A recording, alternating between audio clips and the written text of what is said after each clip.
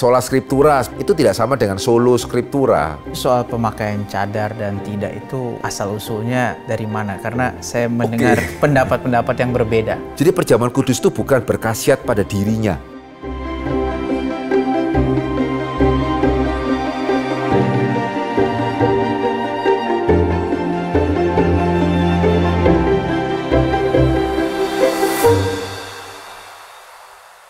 Selamat datang di Fokus Q&A, Fondasi Kekristenan untuk Semua. Program yang memfasilitasi iman kita dalam mencari pengertian menuju orang Kristen yang dewasa. Saya Kias sebagai host dan di sini sudah hadir Pendeta Dr. Henry Ongkowijoyo, dosen Perjanjian Baru dari STT Reform Injili Internasional yang akan meresponi pertanyaan-pertanyaan kita. Selamat datang Pak Henry di studio. Kembali kita akan menjawab pertanyaan-pertanyaan dari pendengar. Yang pertama Pak, saya masih lajang dan saya memiliki hubungan serius dengan seorang wanita. Namun baru-baru ini dia jujur kalau dia sudah tidak virgin lagi. Namun saya telah berkomitmen akan tetap menerimanya apa adanya sebagaimana Kristus menerima saya apa adanya. Pertanyaan saya Pak, apabila saya menikahinya, apakah itu bisa dikatakan pernikahan yang kudus? Baik, saya mengucapkan terima kasih ya saudara menanyakan pertanyaan ini kepada Fokus. Iya, sebenarnya jawabannya cukup sederhana ya. Jadi kalau pasangan itu juga sudah bertobat, kemudian memang dari pihak yang pria ini juga tetap mau berkomitmen untuk menikah gitu ya, tidak ada masalah ya. Itu tetap adalah suatu pernikahan yang kudus ya, di mana ada pertobatan, di situ ada pengampunan Tuhan ya, di situ juga ada pertolongan Tuhan untuk kedepannya. Dan kita juga harus appreciate bahwa wanita ini ngomong sebelum menikah. Saya rasa itu juga adalah satu ya, at least satu langkah awal atau satu tanda lah ya, bahwa dia menyesal. Bukannya tunggu setelah sudah menikah baru kemudian mau apa gitu. Saya rasa itu sesuatu hal yang positif. Cuman begini, kalau saya boleh menambahkan sedikit ya, khususnya mungkin bagi yang pria, gitu ya. Saya rasa kalau saya boleh mengatakan yang pria mungkin perlu benar-benar make sure ya, apakah dia itu benar-benar siap menerima. Maksud saya begini, jangan hanya karena saya Kristen nih, saya harus menyatakan kasih Kristus nih, dan dia sudah ngaku, ya maka saya harus kemudian menerima dia. Nah kalau andai kata seperti ini yang terjadi ya, saya sangat mengatakan ya, meskipun sekali lagi di satu sisi saya juga sangat menghargai. Dia ingin tuh bagaimana menyatakan saksi Kristus dengan dia memaksakan diri misalnya menerima. Tapi saya khawatir itu bukan cara yang tepat ya untuk menyatakan kasih Kristus. Gitu ya, bukan cara yang tepat ya. Dan jujur saya khawatir kalau yang seperti tadi terjadi ke depan itu akan tidak baik untuk keluarga ini, karena pernikahan itu seumur hidup. Ya jangan sampai kemudian ketika misalnya nanti sang istri tidak seperti yang diharapkan, wah ngungkit lagi itu. Dulu kamu sudah begini, sekarang kamu begini, gitu ya. Terus kemudian ketika ada hal lagi misalnya yang dia tidak suka, ngungkit lagi, itu tidak akan baik. Ya jadi pernikahan jangan didasarkan kepada belas kasihan. Ya itu tidak tepat. Belas kasihan itu baik. Ya tetapi tidak pada tempatnya kalau menikah itu karena belas kasihan. Kasihan ya, dia sudah ngaku nih. Kasihan nih gitu ya, kalau saya tidak mau nanti dia bagaimana, padahal dia sudah ngaku. Jangan. Kalau benar-benar pria ini siap menerima, itu baik. Itu sangat baik. Ya, tapi kalau misalnya, waduh, saya kalau nikah sekali ya saya inginnya menikah dengan yang masih perawan begitu ya. Itu boleh loh, itu hak. Ya nggak harus kemudian dia memaksa diri untuk menerima padahal dengan berat hati. Ya, karena itu tidak baik untuk dia juga untuk pasangannya. Nggak enak sekali ya seumur hidup diungkit-ungkit dan diungkit-ungkit terus. Jadi kalau memang sudah siap menerima, ya sudah terima. Ya dan nggak usah ungkit-ungkit lagi. Ya bagaimanapun nanti kualitas pernikahannya. Kalau nggak siap, ambil waktu berpikir, kemudian ambil keputusan. Ya saya rasa itu yang lebih perlu untuk diperhatikan. Ya karena kalau masalah ini pernikahan kudus atau tidak, ya kalau mempelai wanita juga sudah mengaku, sudah bertobat, prianya menerima, tidak ada yang membuat pernikahan itu tidak kudus sih, Vikaris Kias. Ya tadi menarik Pak Henry katakan jangan menikah karena kasihan, karena terpaksa dan sebagainya. Kira-kira adakah kasus-kasus yang sering muncul orang menikah karena terpaksa gitu, misalnya karena udah lama berelasi, udah bertahun-tahun sayang nih nggak nikah, padahal ada sesuatu misalnya atau yang lain misalnya. Dikatakan sama sekali tidak ada juga tidak ya. Begitu ya, kadang-kadang juga bisa ya, nah ini memang mungkin agak terlalu melebar ya. Di satu sisi ya untuk relasi pria dan wanita ya, kalau saya boleh mengatakan di sini kalau ada pendengar yang pria-pria dan sekarang sedang berpacaran misalnya gitu ya. Kalau saudara memang sudah nggak terlalu cocok atau srek lah ya dengan pasangan saudara, better selesaikan dan selesaikan segera. Gitu ya. Di satu sisi itu kurang bertanggung jawab ya. Misalnya kita pacaran dengan seseorang 5-6 tahun sampai usia 29 terus kemudian kita mengatakan saya nggak cocok sama kamu nih. Waduh gitu ya. Karena pria rentang umurnya lebih panjang daripada wanita. Gitu ya, sehingga tidak bertanggung jawab. Tapi di sisi yang lain ya, di sisi yang lain tetap saya dengan tadi mengatakan meskipun itu tidak bertanggung jawab, tidak baik gitu ya, dan sebisa mungkin kalau saudara yang sebagai pendengar ini pria yang sedang berpacaran gitu ya, jangan seperti itu. Tetapi ya, untuk dua-duanya loh ini, ya tetap itu lebih baik daripada pernikahan itu dipaksakan padahal dia itu kemudian sudah merasa nggak cocok dan seterusnya, tapi ya nanti gimana gitu ya, kemudian wanitanya gimana gitu ya. Karena tadi ya, tidak ada pernikahan itu yang nggak ada pertengkaran. Gitu ya, tidak ada pernikahan itu yang sepenuhnya harmonis. Ya sehingga kita menikah nggak terpaksa pun itu sudah banyak tantangan. Gitu ya. Amin ya gitu ya. Kita menikah tanpa paksaan pun sudah banyak tantangan. Apalagi gitu ya kalau kita menikah karena merasa terpaksa ini atau terpaksa itu. Ya sehingga better ya kalau kita sudah berpacaran setahun 2 tahun segeralah ikut premarital counseling yang baik. Gitu ya sehingga kalau memang cocok ya lanjut, kalau enggak ya enggak. Jangan karena kemudian terpaksa menikah karena sudah, termasuk juga karena sudah pacaran terlalu lama. Ya ini masih dari pendengar yang sama, jikalau ada pasangan yang telah hamil di luar nikah atau itu apakah masih bisa diberkati, Pak? Oh ya, nah yang kedua ini kalau saya boleh mengatakan in a sense lebih serius daripada yang pertama ya. Ya kalau yang pertama tadi misalnya saya sebagai hamba Tuhan yang melayani gitu ya, terus kemudian pasangan itu cerita kepada saya, calon istrinya sudah sempat berhubungan. Ya saya akan coba tanya beberapa hal memastikan bahwa itu tidak akan terulang begitu ya. Dan ya sudah. Tetapi kalau misalnya ini sampai melakukan hubungan berdua kan, itu akan memerlukan konseling yang lebih panjang. Karena di sini dua belah pihak. Gitu ya, dua belah pihak itu yang melakukan, tadi kan satu pihak. Di sini dua belah pihak. Tetapi kalau setelah kemudian saya mengkonseling mereka dan mereka betul-betul menyesali, mereka betul-betul bertobat begitu ya. Ya tetap ya, gereja tetap bisa memberkati mereka, tetapi dengan pemberitahuan kepada jemaat. Bentuknya bisa macam-macam ya. Ada gereja yang misalnya mempelai wanitanya tidak lagi memakai cadar. Gitu ya, atau juga ada gereja yang kemudian pernikahannya mungkin lebih bukan di ruang ibadah utama. Ya, jadi itu bukan cuma sekedar masalah teknis gitu ya, itu sebetulnya juga satu penyingkapan kepada jemaat karena jemaat akan tahu oh ini artinya apa. Ya, dan kalau tadi saya mengatakan saya cukup respect dengan yang teman wanitanya tadi, dia berani untuk terbuka dan tidak malu dan menanggung risiko. Ya, salah satu bukti juga bahwa yang dalam kasus kedua ini, kedua-duanya merasa bersalah adalah ya juga jangan malu dong kalau jemaat tahu. Gitu ya, itu termasuk adalah risiko yang mereka harus bayar. Ya karena mereka tidak menghargai kekudusan pernikahan, mereka sudah berelasi. Sehingga kalau mereka keberatan, waduh kan nanti orang tahu Pak. Saya sangat tanda tanya betulkah dua-duanya sudah bertobat itu. Ya sehingga kembali yang tadi, kenapa saya cukup positif karena dia ngomong. Ya dan dia menanggung segala risikonya termasuk malu. Ya itu adalah sesuatu hal yang bagi saya sebagai hamba Tuhan kita harus hargai. Itu soal pemakaian cadar dan tidak itu asal-usulnya dari mana? Karena saya mendengar pendapat-pendapat yang berbeda. Iya. Nah jujur ya, saya pribadi juga belum pernah mempelajari sih ya. Gitu ya, kapan pertama kali ibadah Kristen memakai cadar. Tapi satu hal ini ya, saya pikir ini setiap orang Kristen juga harus menghargai ya. Jangan kita menghargai pernikahan tapi kurang menghargai ibadah pernikahan. Ya seolah hari ini kan kita agak terlalu rohani ya. Oh pernikahan ibadah kan seolah-olah itu hanya satu upacara gitu ya. Tidak loh. Tidak loh, itu tidak benar. Gitu ya, karena benar-benar Tuhan hadir, ya Tuhan memberkati itu ya pada waktu hamba Tuhan menumpangkan tangan, ya dan ya sebetulnya kalau kita mau mengambil waktu untuk merenungkan ya tahapan-tahapan dalam pernikahan Kristen itu begitu baik, bukan cuma sekedar so beautiful ya, so thoughtful, benar-benar dipikirkan dengan baik. Tidak pernah kemudian karena indah kemudian sampai berbunga-bunga sehingga tidak realistis. Di dalam pernikahan Kristen ya, satu sisi aku menerima engkau apa adanya, ya suka maupun duka, sehat maupun sakit, begitu ya, keadaan baik, keadaan tidak baik. Wah indah kan? Dan setia untuk berjanji setia kepadamu sampai kematian memisahkan. Ya saya orang Tionghoa ya, saya tahu ya orang Tionghoa itu paling anti ngomong mati-mati.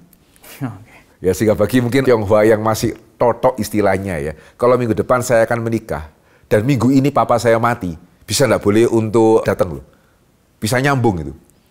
Ya bisa nyambung, bisa ya apa namanya kan bagi orang Tionghoa mati itu kan ya sial, tidak baik ya. Jadi kalau saya sampai datang padahal minggu depan saya itu menikah, waduh itu bisa nanti dampak tidak baiknya masuk ke dalam pernikahan. Ya indahnya dan luar biasanya pernikahan Kristen adalah persis di puncak acara ngomongnya sampai kematian memisahkan, gitu ya. Setiap bagian di dalam pernikahan Kristen terus saya juga percaya tadi ya, pemakaian cadar dibuka, penghormatan kepada orang tua. Itu so thoughtful, sebenar-benar sudah dipikirkan dengan baik. Dan meskipun saya juga tidak tahu siapa yang pertama kali memikirkan, ada yang mengatakan itu kembali ke Calvin ya, pada waktu di Jenewa ya. Tapi sekali lagi itu perlu untuk periksa lebih lanjut apa yang baru saya katakan. Tapi yang pasti kita harus bersyukur sih. Mempunyai bapak-bapak gereja, mempunyai pendahulu yang sungguh-sungguh menganggap pernikahan bukan sekedar hal sekular, pokoknya meriah, ya penuh dengan lampu, tapi setiap tahapannya dipikirkan dengan baik. Termasuk cadar tadi sebetulnya. Ya maksudnya yang sudah tidak virgin misalnya, mereka melakukan premarital sex misalnya, kan tetap tidak pakai cadar. Ya, jadi berarti itu juga menunjukkan bahwa ya ini sudah terbuka. Dan kenapa orang keberatan gitu ya? Nah itu tadi saya mengatakan bahwa kenapa keberatan? Pengakuan dosa itu suatu bagian. Ya suatu bagian dari bentuk pertobatan kita di hadapan Tuhan. Toh juga begini ya, ketika jemaat juga tahu, bukannya kemudian jemaat tidak mau hadir atau tidak mau memberkati pernikahannya juga tidak ke sana kok. Gitu ya, sehingga ya saya merasa itu satu bentuk disiplin gereja yang masih bisa dipertanggungjawabkan ya. Ya kalau mau dibilang, saya kepikirannya itu kan katakanlah dosa pribadi Pak ya, kalau bisa katakan. Apakah harus let's say semua orang tahu begitu? Betulkah itu satu dosa pribadi ya? Jadi sebenarnya gini, di dalam Alkitab yang dibedakan tuh bukan dosa pribadi atau dosa umum. Lebih kepada dosa yang baru dipikirkan atau sudah dilakukan. Jadi meskipun juga yang dipikirkan juga bukan berarti tidak apa-apa ya. Tetapi tetap bagaimanapun beda. Ya antara dosa yang masih dalam pikiran dengan dosa yang sudah dilakukan. Ya di dalam kasus ini kita melihat ini dosa yang serius. Meskipun sekali lagi juga bukan berarti yang dipikirkan tidak apa-apa ya. Tapi ketika itu sudah dilakukan, itu menjadi sesuatu dosa yang serius. Misalnya kasus lain ya Pak, misalnya orang korupsi begitu. Dia melakukannya diam-diam tapi kan akhirnya katakan terbongkar dan memang akibatnya kan publik gitu, terdampak begitu. Lalu gereja mendisiplin, misalnya dilarang ikut perjamuan kudus begitu. Dan banyak orang juga tahu oh dia sedang didisiplin begitu. Menurut saya mungkin itu lebih bisa diterima begitu. Tapi kalau yang seperti kasus yang awal itu, ada sebagian orang yang masih merasa berat ya. Ya, jadi gini ya, di dalam disiplin gereja itu mempunyai beberapa tujuan. Ya, jadi bukan hanya sekedar untuk mempertobatkan yang melakukan. Ya, gereja juga bertanggung jawab untuk menjaga jemaat yang lain di dalam kekudusan. Ya, itu juga bagian daripada gereja untuk mengatakan kepada yang lain, jangan ya. Ya, jangan lakukan itu. Gitu ya, sanksinya akan nyata. Jadi sekali lagi ya, disiplin gereja itu bukan hanya untuk yang melakukan. Disiplin gereja itu adalah untuk menjaga umat itu secara keseluruhan. Ya, jadi di dalam aspek itu saya masih melihat apa yang gereja lakukan itu baik. Ya bisa dipertanggungjawabkan karena dengan itu maka semua yang lain diperingatkan ini di mata gereja ini serius. Ya karena jelas ya di mata kita itu pernikahan sangat-sangat serius sekali. Ya sehingga berbeda dengan sekarang zamannya begini kok enggak apa-apa. Ya kita tidak menganggap pernikahan itu seperti itu ya. Dan kita melihat bagaimana hubungan suami istri, kita masih mengatakan tuh hubungan suami istri yang tidak sepatutnya dilakukan sebelum keduanya menjadi suami istri. Ya, jadi gereja juga bertanggung jawab ya dan berkewajiban untuk kalau ini sudah terjadi sekali, jangan sampai kemudian terulang dan terulang dan terulang dan terulang. Bagaimana dengan IVF? Bukankah ini sebuah tindakan keegoisan dan pembunuhan yang sangat brutal? Ya, kalau dikatakan keegoisan jelas tidak ya, karena keinginan mempunyai seorang anak ya itu bahkan bukan pilihan ya, itu diperintahkan oleh Tuhan. gitu ya. Jadi seseorang yang memang siap dan juga dia mampu memungkinkan untuk melakukan IVF, ya tidak bisa kita katakan bahwa dia itu egois, gitu ya. Demikian juga meskipun ya tentunya kita semua tahu kenapa dikatakan di sini pembunuhan brutal, gitu ya. Tapi sebetulnya juga tidak harus sih, ya tidak harus. Karena memang kalau kita melihat di sini secara statistik ya, antara dikatakanlah benih yang jadi, ya, even bahkan benih yang baik sekalipun gitu ya, apakah kemudian terjamin akan lahir anak? Ya juga tidak. Ya apalagi misalnya benih yang kualitasnya itu biasa, ya itu kan kemungkinannya lebih kecil lagi. Ya sehingga berbicara secara statistik ya, kemungkinan bahwa seseorang itu melalui metode bayi tabung ini, kemudian dia bisa mempunyai harus 10 anak, 12 anak, ya itu secara statistik sangat-sangat kecil sekali sih. Ya sehingga dari sekian banyak benih yang dinyatakan itu bisa, ya itu pun juga berapa yang jadi itu juga ya seringkali malah bukannya nggak mungkin nggak jadi sama sekali. Ya saya punya jemaat itu yang sudah dari 10 benih 4 itu yang sangat baik. Ya itu pun juga nggak bisa itu. Ya tapi memang di sisi yang lain tentunya ya, ini saya juga sempat ngobrol-ngobrol gitu dengan yang bersangkutan. Andai kata jadi semua bagaimana? Ya kami siap. Dan waktu saya mengatakan, tapi kemungkinannya kecil kan, dia mengatakan, saya punya teman yang begitu. Ya 10 jadi semua. Terus bagaimana? Ya dicicil. Gitu ya. Ya sehingga ini ya, kalau saya boleh memberikan sedikit advice praktis ya, berkenaan dengan bayi tabung ya. Yang pertama itu jangan tunggu terlalu lama. Ya kadang-kadang tuh kita mungkin setelah berjuang 5, 6, 7 tahun, 8 tahun begitu ya. Akhirnya sudahlah bayi tabung kita sudah usia berapa? Lah kalau dikasih 10 misalnya umur 40 saya baru memulai proses itu ya. Waduh anak ke-10 saya usia berapa ini? Gitu ya. Jadi saya selalu mengatakan kepada pasangan yang muda ya, kita harus ya. Jadi mempunyai anak itu adalah suatu kewajiban. Ya kita mengusahakan ya andai kata memang misalnya benar-benar dokter mengatakan tidak bisa sih ini. Ya secara tanpa melalui bayi tabung itu kemungkinan sangat kecil. Kalau saya boleh usul harus pikirkan waktu itu juga. Ya khususnya kalau ekonomi memungkinkan, kalau tidak ya sudah. Ya Tuhan tidak akan menyalahkan kita untuk hal yang memang itu di luar kemampuan kita. Tapi kalau memang kita mempunyai kemampuan, gitu ya, kalau memang kita sudah menikah, katakanlah misalnya berapa ya, 3-4 tahun, ya sudah cukup harusnya ya, sudah cukup lama 3-4 tahun. Segera gumukan baik-baik, cari informasi baik-baik, dan kemudian ya segera jalankan. Dan yang kedua, meskipun ini bukan Taurat ya, saya sih sangat menganjurkan kalau kita sudah punya anak 1 misalnya, saya benar-benar tidak menganjurkan untuk melakukan itu ya.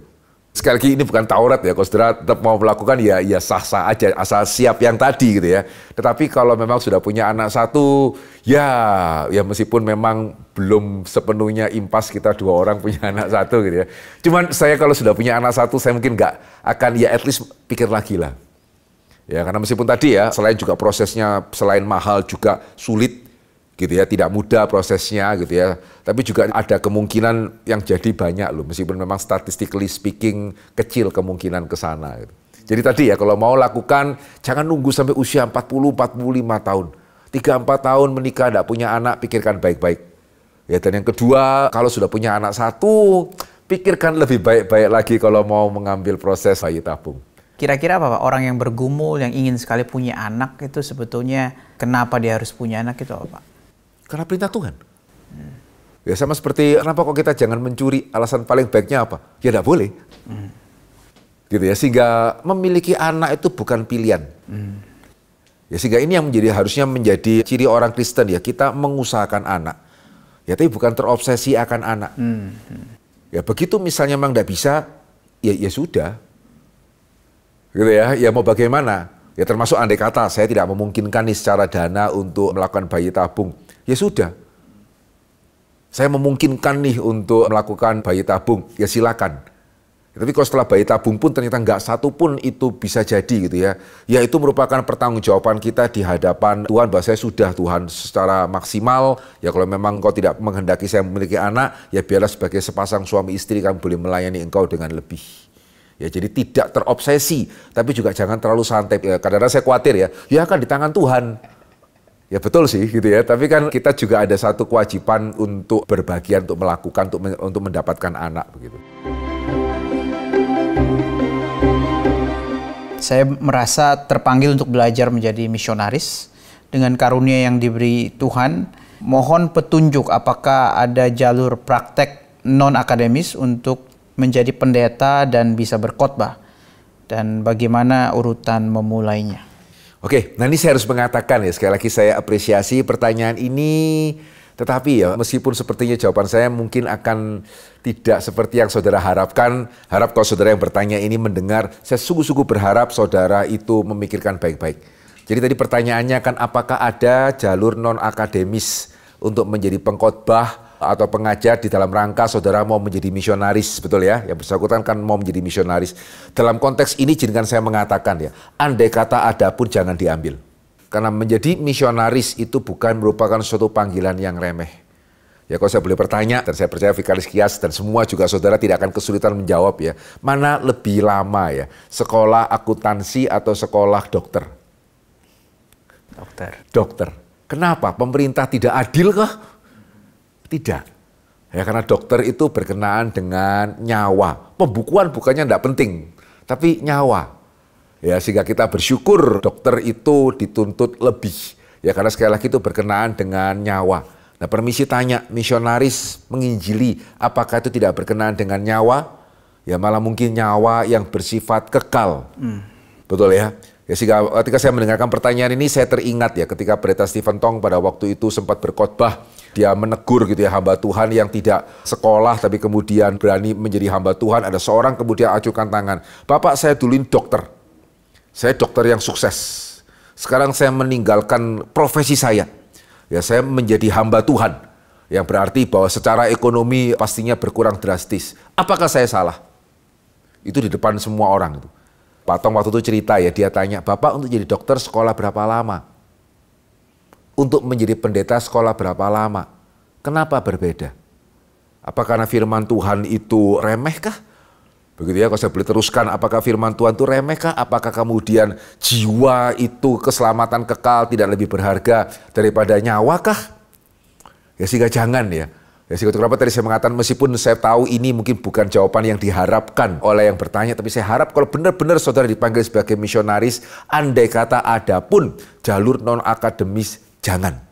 Kita boleh percaya kalau Tuhan memang memanggil dia sebagai seorang misionaris, ya tentunya ya Tuhan sudah memperlengkapi dia. Ya sehingga salah satunya gitu ya, harusnya dia juga sudah banyak membaca Alkitab. Ya karena bagi saya sangat sulit untuk dimengerti dan bahkan lebih jangan lagi ya kalau dia selama ini belum baca Alkitab terus merasa dipanggil misionaris dan tidak mau mengambil jurusan formal. Ya sehingga kalau memang dia sungguh-sungguh sebagai misionaris dan selama ini juga sudah menekuni firman Tuhan, ya harusnya gitu ya akan ada jalan sih. Beasiswa misalnya, kalau misalnya ada kesulitan ekonomi gitu ya, untuk dia mengambil jalur yang formal. Protestan melihat Katolik sebagai saudara seiman seperti dalam Fokus Q&A episode 8. Tapi beberapa channel YouTube Katolik justru melihat Protestan sebagai musuh, menyimpang, salah, lebih rendah dari agama lainnya. Ya, terus dia menunjukkan beberapa channel. Ada banyak yang dipermasalahkan, tapi paling sering diserang adalah sola scriptura dan sola fide. Ya. Lalu soal sakramen juga. Seringkali mereka negatif terhadap Protestan. Bagaimana cara kita menjelaskan ini, Pak? Oke, kita juga harus fair terlebih dahulu si Vikaris Kias. Jadi juga bukannya tidak ada channel Kristen ya, yang menganggap Katolik itu bukan saudara seiman. Juga bukannya nggak ada juga ya, meskipun saya jarang untuk memeriksa satu-satu ya. Saya kok juga masih berkeyakinan nggak semua juga sih ya. Channel Katolik itu yang menganggap kita itu lebih rendah. Malah yang sejauh saya tahu kan posisi Katolik memandang Kristen adalah heterodoks. Begitu ya, jadi ya ada channel Kristen yang juga menganggap Katolik lebih rendah, ada channel Katolik menganggap Kristen lebih rendah, ada juga yang tidak sih. Begitu ya. Ini kita perlu clear terlebih dahulu. Oke, nah sekarang berkenaan dengan sola scriptura dan sola fide ya. Pertanyaan saya itu adalah sekali lagi ya, ini tidak menggebiah uyah semua channel Katolik. Tapi untuk channel Katolik yang terus misalnya meledek-ledek lah atau menghina-hina ya. Jujur saya tanya ya, apakah mereka sebetulnya benar-benar ngerti sih? Orang Kristen atau orang Reform maksudkan dengan sola scriptura itu apa? Ya sola scriptura seperti yang pernah dikatakan juga oleh salah seorang rekan hamba Tuhan, itu tidak sama dengan solo scriptura. Ya saya rasa mungkin yang dimaksudkan atau yang dipahami setidaknya ya oleh channel-channel Katolik tadi adalah orang Kristen percaya solo scriptura. Jadi tradisi tidak penting, semua tidak penting, hanya Alkitab dan hanya Alkitab yang penting. Begitu ya. Tidak begitu. Ya, jadi saya harus mengatakan apa adanya ya. Sama sekali sola scriptura itu tidak ada kecenderungan seperti sana. Loh masa Pak, buktinya apa? Loh jelaskan, setiap minggu kita pengakuan iman rasuli. Pengakuan iman rasuli itu di kitab apa, pasal berapa, ayat berapa ya? Enggak, doa Bapa kami. Nah itu ada di dalam Alkitab. Ya, tapi kan setiap minggu kita bukan hanya doa Bapa kami, kita kan juga pengakuan iman rasuli. Yang tidak ada di dalam Alkitab, itu di dalam tradisi. Nah, sehingga tidak tepat ya untuk menyamakan sola scriptura dengan solo scriptura. Kita sangat menghargai tradisi. Ya, kita pun bahkan di sini mengatakan teologi reform. Itu kan 500 tahun sebelumnya. Ya, masa tradisi harus 2000 tahun, kalau 500 tahun belum bisa disebut sebagai tradisi, kan ya juga tidak. Dan bahkan juga ya, kedekatan antara pengajaran tokoh reform, Luther, Calvin dengan Augustinus, itu begitu banyak. Ya, sehingga dalam hal ini juga ya, saya pernah mendengar ya, ketika orang reform dengan orang Katolik ditanya, sebutkan 3 teologmu yang terbesar. Mungkin kita 2 nama akan berbeda ya. Ya, Katolik tidak akan menyebutkan Luther dan Calvin, pastinya gitu ya. Tapi kan kita berdua akan menyebut Augustinus. Ya, jadi ada Augustinus masa bukan Bapak Gereja? Ya, kalau kita kembali kepada tulisan Augustinus, masa berarti kita tidak kembali kepada tradisi? Nah, saya harap ya, kalau tadi ditanyakan bagaimana bisa berbicara dengan mereka, ya harap kesalahpahaman ini bisa dijembatani dulu. Kita bukan solo scriptura, kita sola scriptura yang berarti kita menghargai tradisi. Tetap Alkitab itu adalah yang tertinggi. Ya, sehingga Calvin tidak ragu-ragu mengatakan kalau nanti ya engkau menemukan ajaran saya berbeda dengan Alkitab, sudah buang saya, terima Alkitab. Dan kalau saya tidak salah, Augustinus juga mengatakan hal yang sama ini. Ya, kalau engkau menemukan ajaran saya berbeda dengan Alkitab, buang ajaran saya, terima Alkitab. Dan yang menarik ya, sebetulnya juga dari yang gereja Katolik, at least secara praktek gereja, bukankah juga sama ya? Apakah pernah mereka kemudian, wah Matius kurang tepat ini, saya rubah deh, pernah nggak? Nggak pernah kan? Tapi konsili yang kemudian bertentangan dengan atau mengubah atau ya mengupgrade lah keputusan konsili sebelumnya ada nggak? Ada loh. Begitu ya.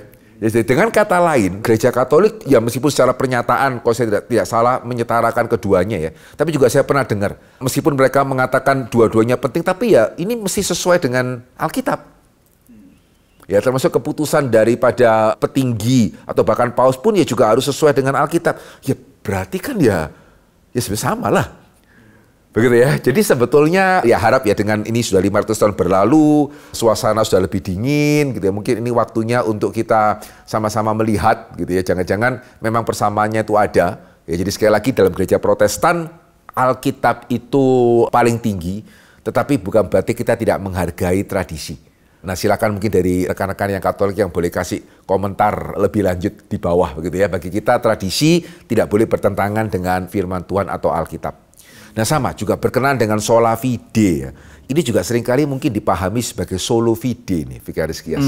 Jadi perbuatan sama sekali tidak penting. Salah. Ya, bahkan sekali lagi ya, kalau kita mau kembali kepada fakta sejarah ya. Tadi kan fakta sejarah pengakuan iman rasuli itu di gereja Protestan loh. Demikian juga hari ini, mandat budaya selain Katolik, Reform juga. Di dalam teologi Reform juga sangat dipentingkan. Ya, sehingga bahkan kita juga bagaimana kekristenan bisa menjadi kesaksian, termasuk di dalam bidang pendidikan lah, termasuk di dalam rumah sakit lah. Itu apa kalau bukan perbuatan? Ya bedanya adalah kita berbuat baik bukan untuk diselamatkan, karena memang tidak mungkin. Ya kita berbuat baik karena kita sudah diselamatkan. Dan saya jujur akan bingung kalau ada orang Katolik yang tidak percaya akan hal ini loh. Gitu ya, kita berbuat baik ya sebagai ucapan syukur kita, sebagai respon kita karena kita sudah diselamatkan. Ya sehingga iman yang benar itu akan menghasilkan perbuatan. Ya, jadi keselamatan itu adalah oleh iman saja, tetapi iman yang benar tidak hanya berhenti pada saja. Ya, iman itu akan menghasilkan buah. Ya sehingga selaras ya, Alkitab mengatakan Abraham dibenarkan ketika dia percaya. Di 7 pasal selanjutnya, ya Abraham menyatakan buah imannya ketika dia mempersembahkan Ishak. Begitu ya, ketika Tuhan memintanya. Ya jadi ya saya rasa dalam hal ini juga saudara-saudara yang Katolik harusnya juga setuju ya. Ya iman itu nyata oleh perbuatan, tetapi bukan keselamatan itu oleh perbuatan. Justification is by faith and by faith alone. dari perspektif Reform ketika berkata ada kehadiran Yesus secara spiritual dalam perjamuan kudus, seperti apa ya Pak? Ya, nah ini juga sebetulnya kalau kita lihat baik ya ketika Calvin itu mendalami firman Tuhan ya. Dia melihat di satu sisi memang roti dan anggur tidak berubah secara harafiah. Begitu ya. Tapi di sisi yang lain dia juga bukannya setuju dengan Zwingli, yang ini yang saya khawatir ya. Kadang-kadang orang Protestan juga termasuk orang Reform jangan-jangan lebih ke Zwinglian ya ketimbang ke ajaran Calvin, dan jangan-jangan juga mungkin mereka yang di Katolik juga memandangnya demikian. Jadi bagi kita ya, bukan cuma sekedar perjamuan kudus itu untuk mengingat. Tidak sama dengan misalnya kita merayakan ulang tahun atau anniversary gitu ya. Tidak loh. Ya kenapa tidak? Karena memang di dalam Alkitab itu matters ya. Ketika seseorang itu tidak menguji diri, ya, itu akan mendatangkan celaka. Gitu ya. Yang tidak bisa dikatakan sekedar kalau kemudian itu sekedar ritual belaka. Ya sebaliknya, ya di sisi yang lain gitu ya, kalau orang Kristen sungguh-sungguh sudah mempersiapkan diri, ya maka ya sama seperti kalau tidak menguji diri mendatangkan celaka. Dengan kata lain implikasinya ya, kalau orang Kristen sudah mempersiapkan diri, menerima dengan iman gitu, dengan ucapan syukur, dengan pengertian yang benar, Roh Kudus itu bisa memakai perjamuan kudus seperti Roh Kudus memakai firman menguatkan iman kita. Ya, jadi ketika kita mengatakan bahwa Kristus hadir secara rohani, ya berarti di sana kita melihat di dalam perjamuan kudus, ya itu benar-benar kita lakukan di hadapan Tuhan. Ya demikian juga dalam perjamuan kudus ada aktivitas ilahi di sana. Ya jadi bukan cuma sekedar urusan manusia nih. Ya perjamuan kudus ada aktivitas ilahi, yaitu karya Roh Kudus gitu ya, yang bisa memakai perjamuan untuk membawa kita lebih dekat kepada Tuhan. Nah itu maksudnya ya, Kristus hadir secara ilahi ya khususnya melalui Roh Kudusnya yang tinggal dalam hati kita, yang juga memimpin ibadah begitu ya di dalam jemaatnya. Saya membayangkan misalnya KKR gitu Pak, altar call gitu biasanya katakanlah di sana Roh Kudus betul-betul bekerja begitu. Kita biasa juga mengatakan, oh Tuhan bekerja, Roh Kudus bekerja di sana. Cuma kan di sana nggak ada roti dan anggur, Pak. Ada firman kan? Ya ada firman. Nah itu. Itu kenapa tadi saya mengatakan seperti Roh Kudus bisa bekerja melalui firman. Kalau yang di perjamuan kudus, berarti yang beda hanya satu pakai firman, satu pakai sakramen, begitu? Apa? Di satu sisi iya, tapi itu bukan hanya. Di dalam Alkitab ya, Tuhan itu sangat hati-hati kalau mau dikatakan untuk hal-hal yang kasat mata. Karena manusia itu sangat cenderung untuk memberhalakan apa yang kasat mata. Tapi khusus sakramen, ya itu semua kasat mata kan. Mau baptisan, air gitu ya. Mau perjamuan kudus, roti, anggur. Ya sehingga itu kenapa dalam teologi Reform ya kita menyebut sakramen sebagai sarana anugerah. Karena Tuhan itu tahu ya, telinga manusia berdosa itu terbatas. Ya, jadi bukan cuma kalau kita tidak konsentrasi dari telinga kiri ke telinga kanan, even ketika kita konsentrasi pun juga tadi ngomong apa ya, gitu ya. Nah, apa yang menjadi kelebihan perjamuan dibandingkan dengan firman adalah perjamuan itu tidak hanya melibatkan telinga, ya perjamuan itu melibatkan indera-indera kita yang lain. Ya sehingga pada waktu seseorang itu menerima perjamuan kudus dengan sungguh-sungguh, dengan ucapan syukur, pengertian yang benar, wah itu Roh Kudus bisa bekerja menguatkan imannya, bahkan dalam satu pengertian ya, katakanlah lebih daripada kalau dia hanya mendengarkan firman saja. Gitu ya. Jadi bukan hanya itu. Ya, jadi orang Kristen yang tidak pernah ke gereja maksudnya, atau misalnya ke gereja kemudian waktu perjamuan kudus, waduh kok panjang ya, waduh perjamuan kudus saya nggak datang deh, tidak akan menerima berkat yang sama ya dengan orang yang mendengarkan firman sekaligus juga menerima perjamuan kudus. Ya jadi meskipun saya dengarkan firman kok dan setiap hari saya datang, cuman minggu ada perjamuan saya online deh, begitu ya, tidak akan, itu menyia-nyiakan sarana anugerah Tuhan, menyia-nyiakan berkat Tuhan. Ya, jadi itu kenapa ya di dalam teologi Reform ya, tanda gereja yang benar, selain firman benar, sakramen harus benar. Sebenarnya itu sudah menunjukkan ya, sepenting itu sakramen bagi kita. Ya, sehingga sampai dijadikan tanda kedua dari gereja yang sejati itu di dalam teologi Reform. Pengertian Tuhan hadir itu, apakah Tuhan hadir secara umum di dalam satu ibadahnya itu? Karena itu kan saya percaya baik Lutheran maupun Katolik pun percaya Tuhan hadir secara umum begitu ya. Tapi kan masalahnya di rotinya itu Pak. Begini, sama ya dalam hal firman pun ya. Meskipun satu sisi kita percaya Tuhan hadir secara umum ya. Tapi kalau yang satu mendengarkan sungguh-sungguh, Ya, yang lain itu main HP. Ya, meskipun Tuhan hadir secara umum, ya tidak sama. Begitu ya, tidak sama. Ya, karena yang satu mereka mendengarkan karena firman itu yang Tuhan pakai. Gitu ya, firman itu yang Tuhan itu pakai.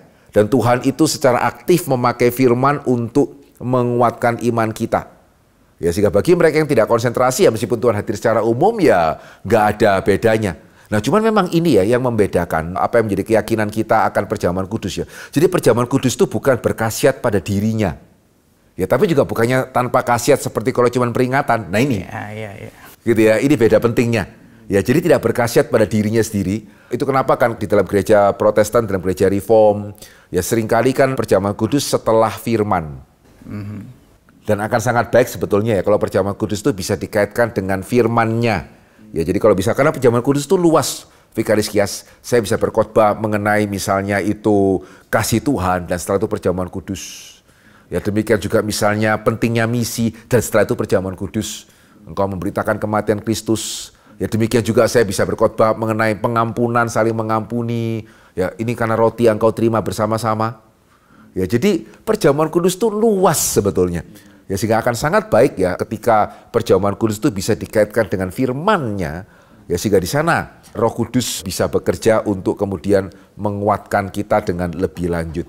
Ya, jadi aspek personalnya ada ya. Bukan cuma sekedar Roh Kudus bekerja secara umum. Karena tadi kita tidak percaya perjamuan itu berkhasiat pada dirinya sendiri. Baik Pak, sampai di sini untuk episode hari ini. Terima kasih untuk Terima kasih kiranya boleh menjadi berkat. Kita bersyukur pertanyaan-pertanyaan sudah boleh dijawab. Tapi kalau saudara masih mempunyai pertanyaan yang lain, silakan mengirimkan pertanyaan Anda melalui WhatsApp atau komen di YouTube. Link kelas fokus episode 1-22 yang membahas dari penciptaan sampai eskatologi bisa didapatkan di dalam kolom deskripsi. Jika saudara mendapat berkat dari program ini, silakan men-share kepada yang lain. Mari kita bersama bertumbuh menjadi orang Kristen yang dewasa. Tuhan memberkati.